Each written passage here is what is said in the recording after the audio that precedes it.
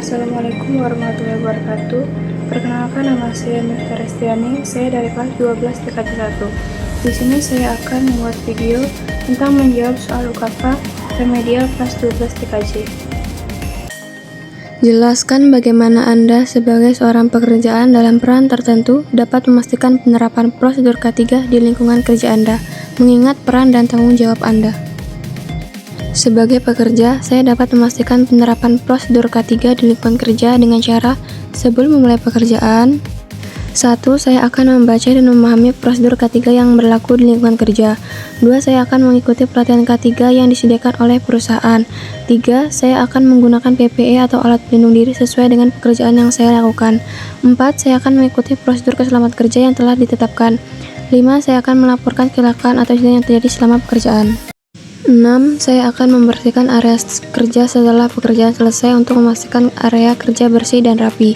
7. Saya akan memeriksa peralatan yang digunakan selama pekerjaan untuk memastikan bahwa peralatan tersebut aman digunakan.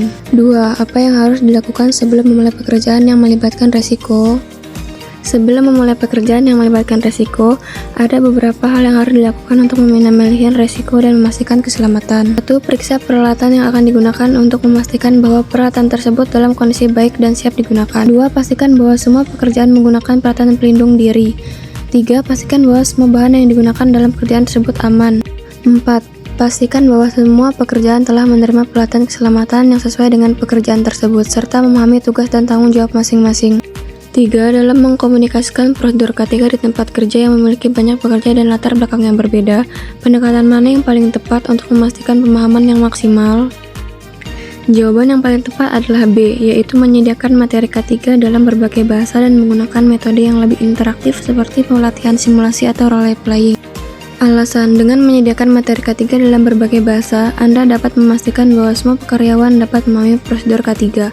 Metode pelatihan seperti simulasi atau role playing dapat membantu karyawan memahami prosedur K3 dengan lebih baik, karena mereka dapat melihat dan memahami langsung bagaimana prosedur tersebut dilakukan. 4. Apa yang dimaksud dengan loss dalam penyambungan fiberoptik dan bagaimana cara mengukurnya? Loss dalam penyambungan fiberoptik adalah kehilangan sinyal atau daya optik yang terjadi karena beberapa faktor, seperti kehilangan sinyal karena kerusakan dan kesalahan penyambungan. Loss dalam penyambungan fiberoptik dapat diukur dengan menggunakan beberapa metode, seperti OTDR, OPM, atau LTS. Jika kehilangan sinyal yang diukur menggunakan OTDR adalah 0,5 dB, maka kehilangan sinyal tersebut dapat dianggap sebagai loss.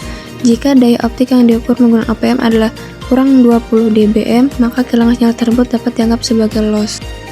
5. Jelaskan apabila perencanaan pembuatan laporan tidak sesuai dengan hasil yang diharapkan, yaitu karena kurangnya informasi tentang tujuan, sasaran, dan kurangnya analisis tentang data dan informasi yang terkait dengan laporan, kurangnya konsultasi dengan pihak-pihak terkait yang bisa berdampak seperti kualitas laporan yang rendah, waktu dan biaya yang terbuang, serta kehilangan kepercayaan. Sekianlah video dari saya. Wassalamualaikum warahmatullahi wabarakatuh.